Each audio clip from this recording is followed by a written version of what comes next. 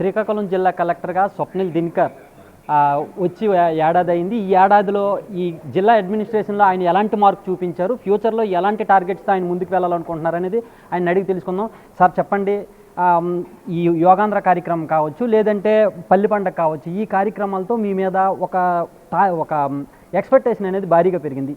Next ఫ్యూచర్లో కూడా వాటిని రీచ్ అవ్వాలంటే మీరు ఎలాంటి టార్గెట్స్తో ముందుకు వెళ్ళాలనుకుంటున్నారు? Thank you very much. ఇప్పుడు ఈ పల్లె పండుగ అవ్వచ్చు, లేకపోతే యోగాంధ్ర ఇలాంటి ప్రోగ్రామ్స్ అవ్వచ్చు, సో మన గవర్నమెంట్ ఆఫ్ ఆంధ్రప్రదేశ్ ఆదేశం మేరకు ఈ అన్ని వర్క్స్ కానీ ఈ అన్ని ప్రోగ్రామ్స్ మనం పెట్టున్నాం. పల్లె పండుగ మరీ ముఖ్యంగా మన శ్రీకాకుళం జిల్లా మనందరికీ తెలుసు, ఒక ఉపాధి హామీలో ఫస్ట్ జిల్లా, అంటే ఫస్ట్ ర్యాంక్లో ఎప్పుడైనా ఉంటుంది.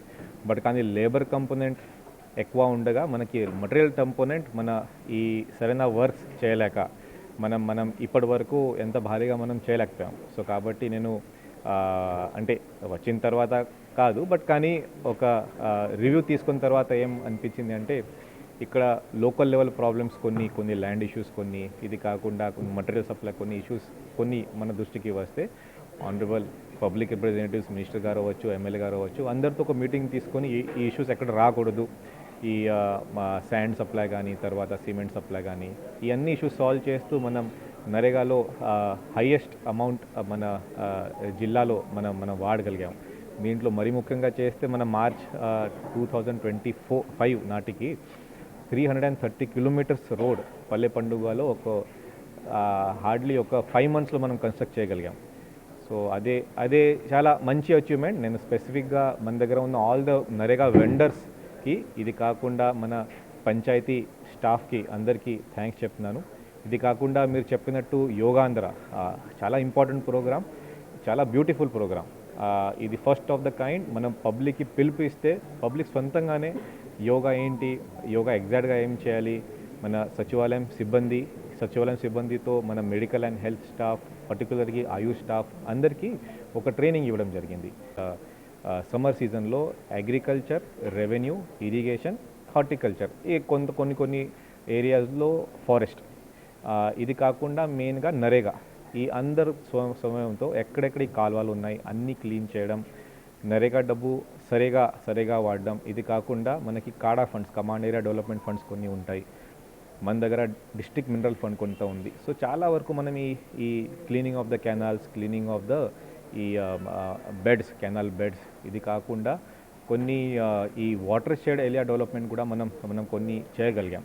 చాలా ఎక్కువ వర్షాలు పడితే ఒడిశాలో మనకి రాగావళి, వంశధార అండ్ మహేంద్రతన బహుదా ఈ రివర్కి కూడా కొన్ని flood prone villages, flood prone mandals కొన్ని మన దగ్గర ఉన్నాయి. సో అక్కడ పకడ్బందీగా ఈ ఫ్లడ్ ఒకవేళ వస్తే, సైక్లోన్ ఒకవేళ వస్తే, ఆ ట్రైనింగ్ మన చివరికి మన సచివాలయం సిబ్బందితో పాటు అక్కడ ఉన్న లోకల్స్కి మనం ట్రైనింగ్ ఇవ్వగలిగాం.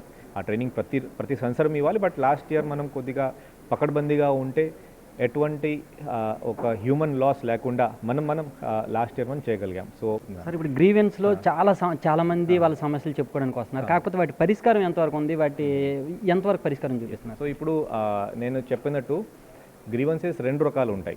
సో ఒకటి మనం సాల్వ్ చేయవచ్చు, మెయిన్లీ అదే పెన్షన్ అవ్వచ్చు, లేకపోతే ఎక్కడైనా రోడ్ చేయాలి అంటే రోడ్ ఇవ్వాలి. కొన్ని సాల్వ్ చేయలేని అంటే సివిల్ అంటే ఫ్యామిలీ డిస్ప్యూట్స్ ఉన్నాయి, ఒక అన్నదమ్ముల మధ్య తగాదా ఉంది, ఖచ్చితంగా వాళ్ళు కోర్టుకి వెళ్ళాలి, ఖచ్చితంగా వాళ్ళు కన్సర్న్డ్ అథారిటీ దగ్గర వెళ్ళాలి. అదే మన దగ్గర అంటే రెవెన్యూ డిపార్ట్మెంట్ దగ్గర, పోలీస్ డిపార్ట్మెంట్ దగ్గర హక్కు లేదు. అలాంటి ఇష్యూస్ మనం సాల్వ్ చేయలేకపోతున్నాం, మనం సాల్వ్ చేయకూడదు ఇన్ఫ్యాక్ట్. సో లేకపోతే కోర్టులో ఇష్యూస్ వస్తాయి. సో అలాంటి ఇష్యూస్ తప్ప మిగతా అన్నీ ఇప్పుడు మ్యాక్సిమం సాల్వ్ అవుతున్నాయి. మనకి రెవెన్యూ డిపార్ట్మెంట్ చూస్తే మనకి పర్సెప్షన్ బాగానే ఉంది. సో రెవెన్యూ డిపార్ట్మెంట్ నేను సాల్వ్ చేయలేని ఇష్యూస్ ఏదైనా ఉంటే అయినా సరే ప్రొసీజర్ ప్రకారం మనం కరెక్ట్గా ఉండాలి. ప్రతి ఒక్క పర్సన్కి నోటీస్ ఇవ్వాలి, పర్సనల్గా విఆర్ఓ వెళ్ళి ఇవ్వాలి. ఇది కాకుండా ఎంఆర్ఓ గారు, విఆర్ఓ గారు పర్సనల్గా ఫీల్డ్కి వెళ్ళి ఫీల్డ్ వెరిఫికేషన్ కూడా చేయాలి. ఫీల్డ్ వెరిఫికేషన్ తర్వాత ఒకవేళ తగాదా ఉంది, పర్సనల్ డిస్ప్యూట్స్ ఉన్నాయి, సివిల్ డిస్ప్యూట్స్ ఉన్నాయి, అప్పుడు డెఫినెట్గా మనం కోర్టుకి వెళ్ళమని చెప్తాం. లేదు అంటే వాళ్ళకి నచ్చినట్టే వాళ్ళకి ఈ రూల్ ప్రకారమే ఇది మనం సాల్వ్ చేయవచ్చు, ఇది సాల్వ్ చేయలేము చెప్పి మనం ఈ గ్రీవెన్సెస్ మనం క్లోజ్ చేస్తాం. దీనివల్ల కొంత సాటిస్ఫాక్షన్ లెవెల్ పెరిగింది. బట్ కానీ ఇంకా మనకి సివిల్ డిస్ప్యూట్స్ రావడంతో కొంత డిస్సాటిస్ఫాక్షన్ ఉంది. అంటే కోర్ట్కి మనం వెళ్ళమని చెప్తున్నాం కాబట్టి ఆ డిస్సాటిస్ఫాక్షన్ కొద్దిగా ఉంది. అదే మనం మళ్ళీ మన దగ్గర వస్తే ఆ రూల్ పొజిషన్ చెప్తూ అందరికీ కోర్ట్ దగ్గర మనం పంపిస్తున్నాము. ఏదైతే మనకి సాల్వ్ చేయాలి, ఫర్ ఎగ్జాంపుల్ ఫ్యామిలీ డిస్ప్యూట్ ఉంది, లేకపోతే సీనియర్ సిటిజన్ ఉంది, అదే సీనియర్ సిటిజన్ ఆడియో దగ్గర కూడా మనం సాల్వ్ చేయవచ్చు. అలాంటి సీనియర్ సిటిజన్ ఇష్యూస్ మనం ఆడియో దగ్గర సాల్వ్ చేయబోతున్నాం. సో కాబట్టి ఈ మండే గ్రీవెన్సెస్ ఇప్పటి వరకు కొంత ఇంప్రూవ్మెంట్ ఉంది, అది నన్ను చెప్పొచ్చు. సార్, ఉద్దానం సమస్య ప్రధానంగా ఉంది, మన జిల్లాను ప్రధానంగా వేధిస్తున్నటువంటి సమస్య అది. ఇప్పుడు వంశధార వాటర్ని అటువైపు తరలించారు, అంటే వాటర్ భూగర్భ జలాల్లో ఉండే వాటర్ వలన ఏమైనా సమస్య ఉంటుందేమని దీంతో తరలించారు. ఈ వంశధార వాటర్ని తరలించడం వలన ఏమైనా కొత్తగా నమోదైన కేసుల సంఖ్య ఏమైనా తగ్గిందా ఒకటి? రెండోది ఇంకోటి ఏంటంటే, ఈ డయాలసిస్ సెంటర్ని ఏర్పాటు చేయడం వలన కేసులు రికవరీ రేట్ ఎంతవరకు ఎలా ఉంది? ఇప్పుడు మీరు 2 అంశాలు చెప్పారు. ఒకటే వాటర్ ఇష్యూ వల్ల కిడ్నీ ఇష్యూస్ వస్తుందా లేదా. సో దీని మీద గత ఒక 8-9 ఇయర్స్ నుంచి మనం ఒక స్టడీ చేస్తున్నాము. స్టడీస్లో ఎక్కడైనా ఈ స్పెసిఫిక్ ఇష్యూ వాటర్ వల్ల ఉంది ఇప్పటి వరకు మన దృష్టికి రాలేదు.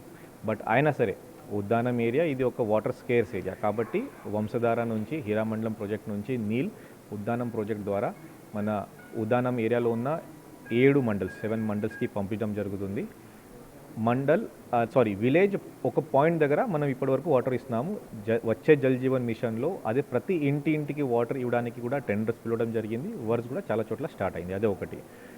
రెండోది మీరు ఏం అడిగారు అంటే ఈ డయాలసిస్ సెంటర్స్ పెంచారు. సో డయాలసిస్ సెంటర్స్ పెంచారు. ఇన్ఫ్యాక్ట్ ఒక లాస్ట్ 4 monthsలో మన వైఎస్ఆర్ ఇది మన కిడ్నీ డెవలప్మెంట్ సెంటర్ ఒకటి ఉంది, అదే కొత్తగా సెటప్ చేశారు. ఇప్పుడు వచ్చిన తర్వాత చాలా అంటే దీంట్లో ప్రాబ్లం ఉంటే మనం అక్కడ డాక్టర్స్ కానీ ఎక్విప్మెంట్ కానీ చాలా ఇవ్వడం జరిగింది. ఇప్పుడు లాస్ట్ ఒక 3 to 4 months బిఫోరే జరిగింది. ఒక 10 డయాలసిస్ మషిన్స్ అక్కడ ఎక్స్ట్రా ఇవ్వగలిగాం. దీంట్లో కొంత మన దగ్గర ఉన్న ఫండ్ డిఎంఎఫ్ ఫండ్లో ఇది కాకుండా దాతలు చాలామంది వచ్చారు. సో సిఎస్ఆర్ ఫండ్ ద్వారా కూడా చాలామందికి ఇచ్చారు. చాలా చోట్ల ఇచ్చారు. ఇది కాకుండా ఇచ్చాపురం సిఎస్సి ఉండొచ్చు, ఇది కాకుండా సోంపేట సిఎస్సిలో కూడా కొన్ని డయాలసిస్ సెంటర్స్ మనం పెంచాం. సో డెఫినెట్గా ఇప్పటి వరకు అక్కడ ఉన్న పేషెంట్స్ శ్రీకాకుళం దగ్గర వచ్చి ఇక్కడ డయాలసిస్ సెంటర్ చేసి అక్కడ వెనకపోవడం కాకుండా అక్కడెక్కడ డయాలసిస్ మనం క్లియర్గా మనం చేయబోతున్నాం. బట్ ఇంకొకటి ప్రాబ్లం అంటే ఇప్పుడు కిడ్నీ ఇష్యూస్ ఎక్కడెక్కడ వచ్చింది అక్కడికి అంటే తగ్గింది అది మనం చెప్పలేము, పెరిగింది అది కూడా మనం చెప్పలేము. బట్ కానీ అలాగే ప్రతి ఒక్క ఫ్యామిలీలో ప్రతి ఒక్క ఏరియాలో దేర్ ఆర్ ఫ్యూ కేసెస్. మీరు కావచ్చు, లేకపోతే సెంట్రల్ మినిస్టర్ గారు కావచ్చు, లేకపోతే ఎస్పీ గారు కావచ్చు, ఏ జిల్లాకి లేని ఒక రకమైన వరం. ఎందుకంటే 30 to 40 ఏజ్లో ఉన్నారు మీరందరూ కూడా, ఒక యంగ్ జనరేషన్. మీరందరి మధ్య కోఆర్డినేషన్ ఎలా ఉంది? జిల్లాని నెక్స్ట్ లెవెల్కి తీసుకెళ్ళడానికి మీ దగ్గర ఉన్న ప్లాన్ ఏంటి? Last question. ఎస్, ఇప్పుడు అంటే ఆ యంగ్ మైండ్స్ అంటే thanks to honourable సివిలేషన్ minister also and SP గారు కూడా ఒక మంచి ఫ్రెండ్. సో వేవ్ లెంత్ డెఫినెట్గా మ్యాచ్ అవుతుంది. యూత్ ఉన్నారు కాబట్టి so same level of thinking and డెఫినెట్గా ఇతరులు మంత్రులు అంటే agriculture minister sir with huge experience, ఇలాగే ఎమ్మెల్యేస్ కూడా ఉన్నారు. సో అందరు ఎక్స్పీరియన్స్ తీసుకొని ప్లస్ న్యూ ఐడియాస్ మనం ఎలా ఇంటర్నెట్ కానీ తర్వాత ఆన్లైన్ కానీ ఈ ఏఐ కానీ ఈ డ్రోన్స్ కానీ సార్ వచ్చిన తర్వాత డ్రోన్స్ కూడా చాలా మనం పెంచాం. ఇప్పుడు లాస్ట్ ఇయర్ 20,000 hectares డ్రోన్స్ పెంచేసాం. ఈ ఇయర్ 40,000 hectares టార్గెట్ పెట్టాం. సో ఈ డ్రోన్స్ కానీ సో ఈ సమయం చాలా మంచిగా ఉంది. ఇంకా ఫ్యూచర్లో కూడా ఆ సమయంతో ఇంకా మంచి పని మనం చేస్తాం. Thank you. చూస్తున్నారు కదా, ఏడాదిలో చాలా కార్యక్రమాలు నిర్వహించాం. ప్రభుత్వంతో ఎమ్మెల్యేలు కావచ్చు, మినిస్టర్లు కావచ్చు, వాళ్ళందరితో సమన్వయం చేసుకొని చాలా కార్యక్రమాలు నిర్వహించామని చెప్తున్నారు. ముందు ఇంకా గొప్ప టార్గెట్స్ని రీచ్ అవుతామని చెప్పి కలెక్టర్ గారు చెప్తున్నారు. కెమెరామెన్ నాగరాజ్తో షణ్ముఖ్, బిగ్ టీవీ, శ్రీకాకుళం నుంచి. For more videos like this, subscribe Big TV channel.